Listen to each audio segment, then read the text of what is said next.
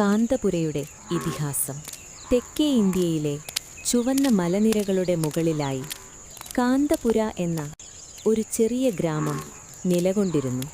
നൂറ്റാണ്ടുകളോളം അവിടുത്തെ ജീവിതം ഒരിക്കലും മാറിയില്ല. അവിടുത്തെ ജനങ്ങൾ വിശ്വസിച്ചു തങ്ങളുടെ ദേവിയായ കെഞ്ചമ്മ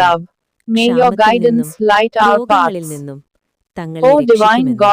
ഒരു കോണിൽ ബ്രാഹ്മണർ, മറ്റൊരു ഭാഗത്ത് നെയ്ത്തുകാർ, അസ്പൃശ്യർ എന്ന് വിളിക്കപ്പെട്ടവർ ഗ്രാമത്തിന്റെ അതിരുകളിലേക്ക് തള്ളപ്പെട്ടിരുന്നു.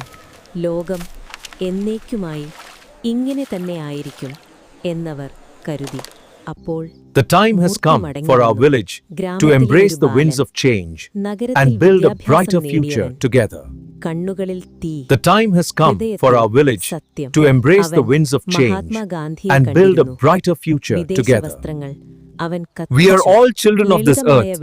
Caste is nothing but an illusion created to control us. Let us share this meal together. We are all children of this earth. Caste is nothing but an illusion created to control us. Let us share this meal together. We are all children of this earth.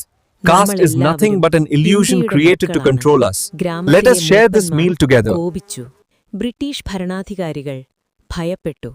അവർ അയച്ചു ബാദേ ഖാൻ, ഒരു ക്രൂരനായ പോലീസുകാരൻ, ഈ കലാപം അടിച്ചമർത്താൻ.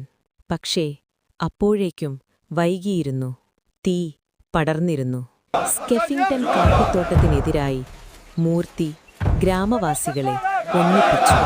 അവിടെ Indian തൊഴിലാളികളെ അടിമകളെപ്പോലെ പീഡിപ്പിച്ചു. ഒരിരുണ്ട രാത്രിയിൽ ബ്രിട്ടീഷുകാർ തിരിച്ചാക്രമിച്ചു. അറസ്റ്റ് ചെയ്തു. അവനോടൊപ്പം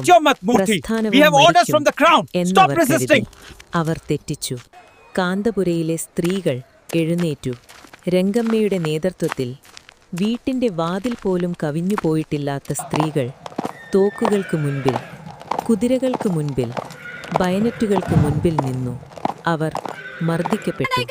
അവരുടെ വീടുകൾ കത്തിക്കളഞ്ഞു. വയലുകളിലേക്ക് അവർ പിന്തുടർന്നോടിക്കപ്പെട്ടു. എങ്കിലും അവർ പിന്മാറിയില്ല. അവസാനം കാന്തപുര നശിപ്പിക്കപ്പെട്ടു. ഗ്രാമവാസികൾ പിന്നിൽ ചാരം മാത്രം ശേഷിപ്പിച്ച് ഓടിപ്പോയി.